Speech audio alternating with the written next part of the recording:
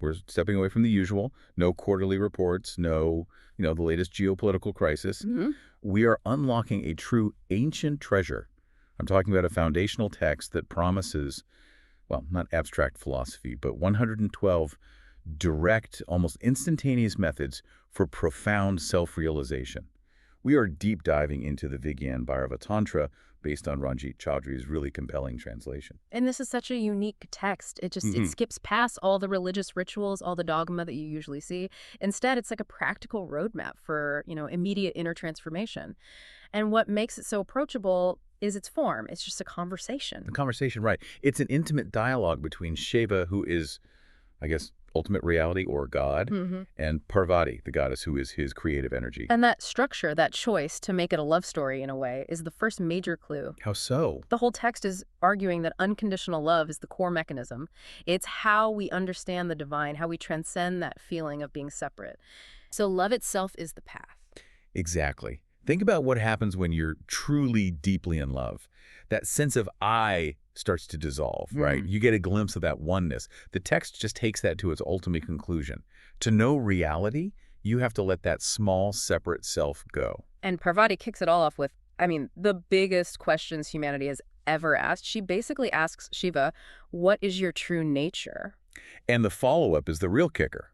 How can we, these separate individual forms, be part of God when we feel so divided? A question everyone has asked at some point. And Shiva's answer is just. It's incredible. He doesn't give her a long philosophical lecture. No? He gives her 112 practical techniques. He's essentially saying, stop thinking about it. Yeah. Start doing it. Okay, let's unpack this then, because before we get to the techniques, we have to grasp the foundation they're built on, right? This idea of non-dualism. That's the key. For anyone new to this is, Like illusion. well, it's the idea that separation is the grand illusion. Right. If you grew up with a more conventional dualistic view, you're here, God is somewhere else, we're all separate people. Non-dualism just throws that all out. There's only one reality. Only one. Only God. Yeah. And we were all expressions of it, not separate pieces. So when Parvati asks about these divided forms, us, the trees, the stars, Shiva's answer is pretty jarring. He calls them insubstantial, like a magic show, like an illusion or dream. Yeah, or an imaginary city in the sky. Right. He's not saying the world doesn't exist. Right. He's saying the way we perceive it, as solid and separate, is the illusion. It's like you're watching a movie, you see all the characters and drama, but the only underlying reality is the screen and the light. And in this analogy, the screen, the underlying reality, the text defines it as pure joy. Pure, unadulterated joy, Mm-hmm. pervading everything. And the goddess, Shakti, is the energy, the light creating the movie. And the two are inseparable, like Wow. fire and its heat. Exactly. And that's where this ancient philosophy has a huge insight for modern life. If the ultimate reality is joy, then seeking lasting happiness from anything external, Your job, your bank account, your next vacation. it's all doomed to fail. Because you're looking for it in the wrong place. Which brings us to that analogy of the musk deer. It's so powerful. It really is. This deer has the musk scent, this incredibly valuable thing, inside its own body. But it doesn't know that. So it runs around frantically, searching everywhere for the source of this beautiful smell. It runs itself ragged, sometimes to death, seeking something that was inside it all along. And we are that deer. We are absolutely that deer, chasing success, validation, likes on social media, all of it, burning ourselves out, looking for the very fulfillment that is our basic nature. So the mission is clear. We have to stop running. The goal of all 112 techniques is what the text calls liberation, or moksha. Which is just the awareness of your true nature. And that awareness only appears when the mind is stilled, when the ego, that false, separate self, dissolves. And the ego's just a story. It's that nonstop inner chatter. I am this, I need that, I wish this hadn't happened. It survives on that continuous thought. So when the text says the mind disappears, it doesn't mean you become brain dead. Not at all. It means that inner chatter has stopped. The mind is finally under your control, not the other way around. It's about reversing the arrow of attention, isn't it? We spend 100% of our attention pointing outward, lost in the world. The techniques ask us to point just a little bit of it inward. Yes, to see the space behind the thoughts.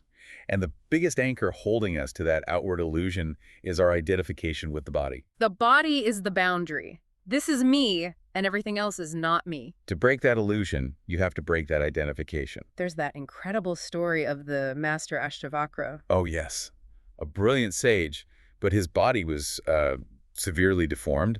And when he walks into the king's court, all the scholars, the so-called wise men, they just burst out laughing at him. And his reaction is amazing. He doesn't get angry. He laughs right back at them. He laughs and calls them cobblers. Cobblers. Why cobblers? Because they only see the skin, the leather, the outside covering. He says, my body is deformed, but I am not my body. He uses that analogy of a broken pot. Right. If the pot breaks, the air that was inside it isn't broken. The self, that pure awareness, is like the air. It's untouched. The body is just a temporary pot. Conceptually, I get that. I am not my body. But this brings up a huge question. If it's just a pot, why are we so terrified of pain, of loss, of death? Because that fear is the ego's ultimate defense mechanism. It needs the body to exist. So the fear of the body's end feels like annihilation. So the text has to give us ways to actually confront that fear? Exactly. It provides methods to experience that you are not the body, not just think about it. Yeah. And once you experience it, the fear dissolves. Okay. Here's where the deep dive really begins. Let's look at 3 of these roads to the present moment. 3 of the 112 techniques. First up is the energy path. This one sounds very physical, very visceral. It is. It's a visualization technique from verse 29. You focus on the dormant Kundalini energy, which is said to reside at the very base of the spine. And the idea is to awaken it. To awaken it and visualize it rising up the spine. But the description is key. It's not a slow, gentle rise. It moves in flashes like lightning. Up through the energy centers, the chakras, along what the text calls the sushumna. The sushumna, which is sometimes translated as the road to God, it's the central channel of consciousness. The lightning-fast energy bypasses the lower centers and shoots straight up to the crown, the highest chakra. Why is that so powerful? What happens when it gets there? When the energy hits the crown, the Sahasrara, it dissolves the final illusion of a separate self. The text says the result is an experience of great love rising. So you stop feeling like an individual. And you feel like an ocean of love. It's a direct, energetic experience of non-dualism. Very powerful. Okay, that's the high energy route. The second path is totally different. The space path. This one is all about stillness. It requires incredible subtlety. The technique is to focus on the tiny, silent gap, not between breaths, but between 2 thoughts. Wow, that seems almost impossible to catch. The mind is just a constant waterfall of thoughts. It is, but it takes vigilance. Yeah. You watch one thought and I need to call my mom. And for a split second before the next one begins, what am I having for dinner? There is a space. A middle state. A middle state.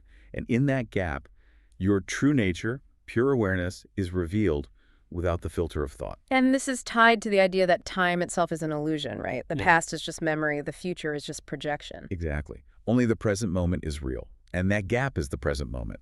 The immediate benefit for you, the listener, is just peace. By not following thoughts into worry or regret, all that tension just drops away. Okay, so that brings us to the third path, the detachment path. This sounds like the most challenging one, psychologically. It is. This is a practice you do all day, not just sitting in meditation. It's about consciously adopting a new belief about reality. For instance, verse 104 says to practice the belief, I am everywhere. To feel omnipresent. Yes. And verse 133 asks you to see the entire world as non-real, like a magic show or a painting. That's where it gets really tough.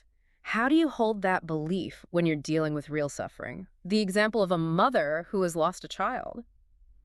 You can't tell her it's just a magic show. Of course not. It would be cruel and psychologically impossible. The text isn't suggesting that. It's asking you to hold 2 levels of reality at once. The human pain is real on its level, but the underlying spiritual truth is that the self, the awareness, is unchangeable.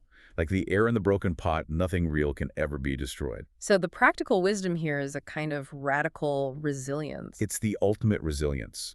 If you truly believe that your core essence can't be touched by external events, you can face anything with a profound sense of calm. You become the witness. The witness to the drama of life, knowing it can't harm your fundamental being. That's not cold indifference, it's unshakable peace. Okay.